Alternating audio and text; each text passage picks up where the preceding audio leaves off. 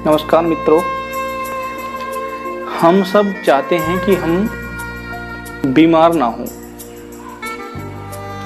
लेकिन हमारी जो अपनी दिनचर्या है वो बहुत ही ज़्यादा खराब है। सज्जनों, हम खाना खाएंगे तो बहुत लेट खाएंगे, रात्रि में 10 बजे खाएंगे, 10:30 बजे खाएंगे, 11-12 तक खाना खाते हैं। वही सबसे बड़ा बीमारी का कारण है। फिर हम 11-12 बजे तक लेट सोते हैं और उसके बाद में सूरज निकल आता है, 8 बज जाते हैं तो सोते रहते हैं। ये मुख्य रूप से बीमारी के लक्षण होते हैं। आप जानते हैं, जब भरत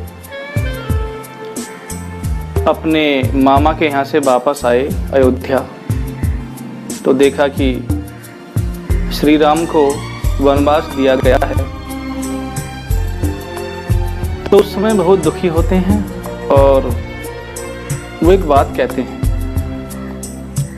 कि देखो, मेरे मन में आज तक भी ये नहीं आया कि भैया राम वन जाएं और मैं राज करूं, राजगद्दी मुझे प्राप्त हो। ऐसा कभी भी विचार नहीं आया उनके मन में। और वो कहते हैं कि यदि तनिक भी, थोड़ा सा भी विचार ऐसा मेरे मन में आया हो तो वो पाप लगे जो सूर्य निकलने के बाद सोने वाले को लगता है। अब आप देखिए कि कितना बड़ा पाप हो सकता है ये। जो लोग सूर्य निकलने के बाद तक भी सोते रहते हैं, समझ लीजिए आपका जो चेहरे का ओज है, जो कांति है, जो प्राण शक्ति है, शरीर की नष्ट होने लगती है। आपकी जो ऊर्जा है वो नष्ट होने लगती है। इसलिए सूर्य निकलने से पहले हम जाग जाएं, जो शुद्ध हवा लीजिए, वातावरण बहुत अच्छा होता है, प्रदूषण की मात्रा भी बहुत कम होती है। लेकिन ऐसा हम तब कर सकते हैं जब समय से सोएंगे।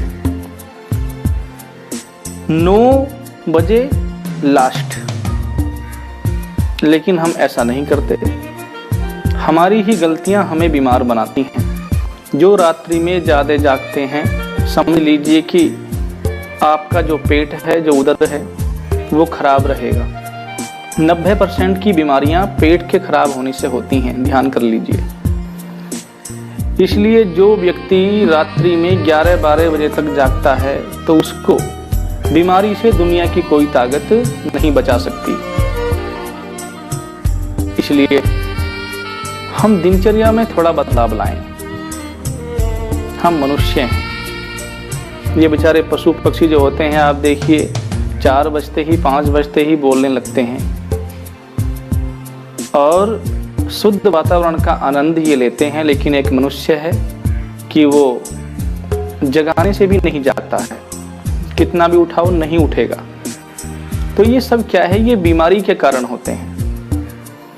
हम अपनी दिनचर्या को निश्चित कर लें, देर रात्रि तक नहीं जागना और सूर्य निकलने के बाद तक नहीं सोना।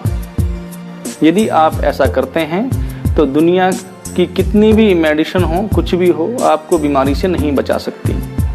ये प्रकृति का नियम है भाई, और प्रकृति के नियम के अनुसार हम नहीं चलेंगे, आयुर्वेद के अनुसार हम नहीं चलेंगे, तो फिर क्या होगा? डॉक्टरों को पैसे दे करके आने पड़ेंगे, लाइन में लगना पड़ेगा, डॉक्टर महंगे महंगे टेस्ट लिखेंगे और आपको बर्बाद कर देंगे।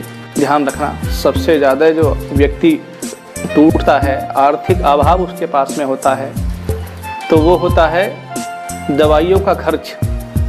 क्योंकि आप जानते ही हैं कि डॉक्टर के पास जाने से पहले ही उसकी फीस कितनी होती है, और फिर जो मेडिसिन वो लिखता है मेडिकल के लिए, तो कमीशन उसका जो कितना होता है। बस आप अपनी आधी जो कमाई है अधिक मात्रा में गवा बैठते हैं डॉक्टर के पास। इसलिए निवेदन करता हूँ, थोड़ी दिनचर्या में बदलाव लाएं, दिनचर्या बदलें तो आपको मेडिसिन खाने की आवश्यकता होगी ही नहीं, आप स्वस्थ रहेंगे। धन्यवाद।